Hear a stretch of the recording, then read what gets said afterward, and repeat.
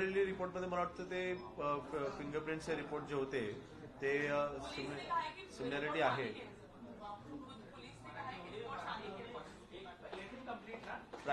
Primary report जो आहे त्या प्रायमरी रिपोर्टमध्ये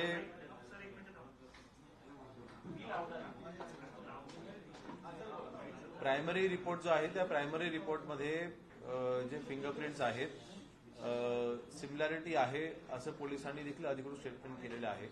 मला वाटतं ह्या सैफ अली खान यांच्या केसमध्ये काल मुख्यमंत्री महोदयांनी देखील परवा याबाबतीत आपल्याला स्टेटमेंट दिलेलं आहे की ह्या केसची सगळी माहिती एकदा सगळे अक्युमुलेट करून ते एकत्र करून आपल्या सर्वांना योग्य ती माहिती पोलीस डिपार्टमेंटच्याकडनं दिली जाईल आणि तोपर्यंत आपण आपल्याला विनंती देखील मुख्यमंत्री महोदयांनी केलेली आहे की मीडियाच्या माध्यमातून कुठल्याही स्पेक्युलेशन्स किंवा कुठल्याही जे काही अफवा जर का कुठल्या पसरल्या जात असतील मीडियाच्या माध्यमातून नाही, परंतु अफवांना जास्त आपण तिथे इन्फ्लुएन्स न देता जो काही पोलिसांचे अधिकृत स्टेटमेंट असेल त्यावरतीच आपण काम केलं ते योग्य राहील असं मला वाटतं परवा मुख्यमंत्री मोदींनी सांगितलं देखील आहे. म्हणून मला वाटतं ह्या केसमध्ये जे काही फॉरेन्सिकचे रिपोर्ट्स असतील किंवा जे काही पोलिसांचे जे काही फाइंडिंग्स असतील त्या बाबतीमध्ये आपल्याला एक अधिकृत स्टेटमेंट ही पोलीस डिपार्टमेंटकडे दिली जाईल. परंतु जे इतर आरोपी काही संशयित पकडले गेले विशेषतः सनोज या प्रकरणाचे आहेत तो निर्दोष नंतर साबित झाला, परंतु त्याच्यावर त्याच्या वैयक्तिक आयुष्यामध्ये खूप परिणाम झाले. त्याचं लग्न वगैरे नोकरी देखील केली.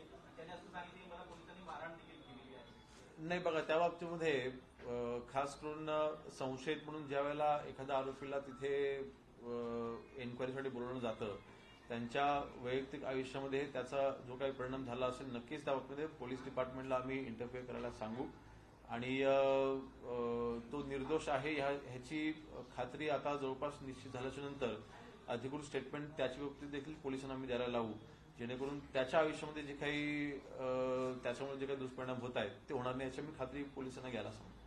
रायगडचं पालकमंत्री पद शिंदेच्या सेनेसाठी डोकेदुखी ठरतंय असं तुम्हाला वाटतंय का? डोकेदुखीचा प्रश्न नाही आहे. बघा, शेवटी 3 पक्ष घेऊन ज्यावेळेला आम्ही सरकार चालवत असताना असे काही मुद्दे समोर येणं हे साहजिक असतं, परंतु त्याच्यामुळे काही आमच्या महायुतीमध्ये काही मोठा कलेश झाला असाही काही भाग नाही. शेवटी मी काल देखील म्हटलं होतं की आमचे आमदार जास्त आहेत.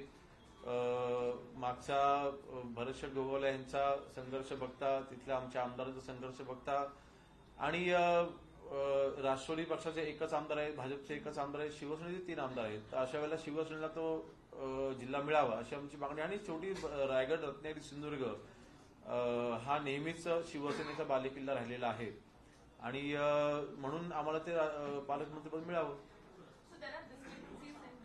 Weapon also. Earlier, police mentioned that there was a Hinza blade and then a knife was recovered. What exactly are the details of the weapon which was used to attack Saif? Because that was not clarified by police yesterday when they were. I think Maharashtra CM Devendra Fadnavis ji has already given a statement about Saif Ali Khan case. The police will accumulate all the evidences and they will take an official press also if needed. But whatever information they will give will be taken on the record. Meanwhile, it's a request from our side to media journalists. A lot of wrong information has been feeded in through social media. So we should stop that and let the police finish the inquiry. Let them get accumulated all the evidences and then they'll present it in front of you. Is there any kind of campaign that has been initiated by the state government to counter the illegal immigrants, because the accused in this case was Bangladeshi and that trail has been traced, but is there any specific drive which Mumbai police or probably Maharashtra police altogether will be doing to counter this issue? This special drive has been going on since last 2.5 years. Bangladeshi is not this is not a fresh issue. Basically, few of the Bangladeshis we caught were staying in Maharashtra for almost 25-30 years also. So this is a serious issue and definitely with the police department there are other departments involved as well. When a Bangladeshi comes in Maharashtra, before coming in only he has some documents with him. how those documents were issued, how did he get those Aadhaar card, whether that Aadhaar card is original or the fake one. So all this, see, basically, central government and state government, we are working together, and special teams have been created only for Bangladeshi migrants issues, and because I'm holding Revenue State Ministry as well, for few of the places we need to work together. Basically, police department and revenue department needs to come together on some page, and we need to curtail that this doesn't happen in future.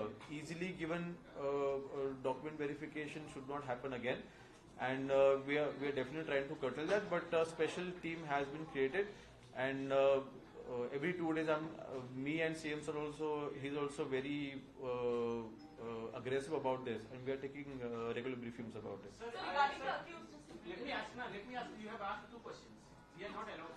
Go ahead, go ahead. No, you have a.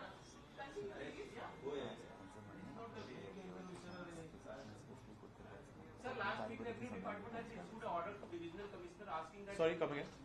Last week, Revenue Department has issued an order to all Divisional Commissioners to submit a report pertaining to illegal immigrants of Bangladeshi or Rohingya. What is the status of that report, and how much time will it take SIT to submit this report? The report was found by Home Department. Now I will take a briefing about that and get back to you. But then the reason for this report is, see, Tehsil and SDOs, they approve the birth certificate. If someone doesn't have any document for his birth certificate, there is a process for that. And I think these migrants have found that loophole, and they are trying to take an advantage out of it and make a fake document. So a report has been called for is only for this, that there should not be any fake documentation with the birth certificates. And I think we are working on that. I don't want to give any more details about it because, see, one thing is for sure, our state government is working aggressively. Each and every Bangladeshis will be caught and they will be sent back to the home. How much time will it take the SIT to submit a report? That is the question. I will take the briefing about that and get back to you. आतापर्यंत किती बांगलादेशी सापडले आणि किती estimate तुम्हाला अंदाज मागच्या 2024च्या म्हणजे जानेवारी ते डिसेंबर पर्यंत जवळपास ही संख्या 650च्या आसपास आहे. त्याच्यामध्ये महाराष्ट्र आणि मुंबई हे एकत्र धरून आहे, परंतु नक्कीच या बाबतीमध्ये हळूहळू ही संख्या वाढेल असा आमचा देखील अंदाज आहे. कारण बघा, मगाशी म्हटल्याप्रमाणे बांगलादेशी मायग्रेंट्स हे काही आज महाराष्ट्रामध्ये आलेले नाही आहेत, हे अनेक वर्षांपासूनचे येत आहेत. त्यामुळे आता त्यांची फॅमिलीज देखील इथे आहेत, तर हळूहळू ते आपल्याला कनेक्शन्स मिळाल्याच्या नंतर आपण तो आकडावाला हळूहळू हा वाढेल असा आमचा अंदाज आहे. नाही, काही त्याच्यामध्ये अरेस्ट आपण केलेले आहेत, काहींना आपण डिपोर्ट केलेले आहेत. ती देखील संख्या मी आपल्याला अगदी 10 मिनिटात प्रेस देतो. किरीट सोमैनी में 2,14,000 लोग हैं. आप बोल रहे हैं कि 650 लोग हैं, तो सही कौन है? नहीं, किरीट सोमैनी के पास से वो आंकड़ा कहाँ से, वो आई थिंक उन्होंने एक स्पेकुलेशन लगाया है. उन्होंने कई गवर्नमेंट में जाकर उन्होंने वेरीफाई नहीं किया होगा शायद से, लेकिन जो ऑफिशियली जो अरेस्ट किया गया मैं वो नंबर आपको बता रहा हूँ. the advocate of the accused is mentioning the fact that the person who has been caught by the Mumbai police is not the same accused. Now the suspect was caught earlier, he was then I think, as I said before, police will give an official statement about that.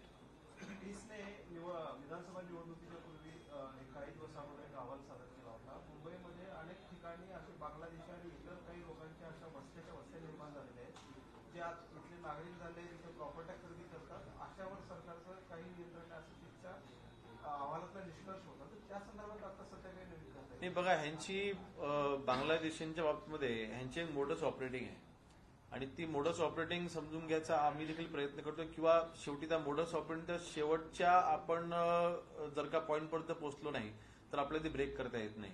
आता हे धागेदोरे कलकत्तापर्यंत जातात, मग ते नेपाळपर्यंत देखील जातात, आणि मग हे डॉक्युमेंट बघा, ते जेव्हा बांगलादेशवरनं जेव्हा इथे येतात अगदी 5-10 हजाराचा खर्च करून येत आहेत, आणि तिथे आल्यानंतर आल्यालाच लगेच अशी एक तिथे एजंट्स आहेत की जे हे डॉक्युमेंट तिथे तयार करून देतात कलकत्तामध्येच, आणि मग ते देशभरामध्ये ते असे पसरलेले आहेत.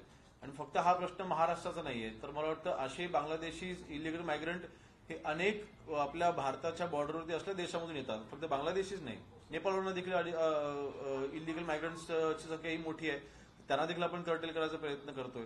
एकंदरीत त्यांना डॉक्युमेंट त्यांचं जे व्हेरिफिकेशन जे होतंय ते होता कामा नये, ह्यासाठी रेव्हेन्यू आणि होम डिपार्टमेंट अशी आम्ही एकत्रित आता टीम तयार करतोय आणि त्याच्यावरती आमचं काम चालू आहे.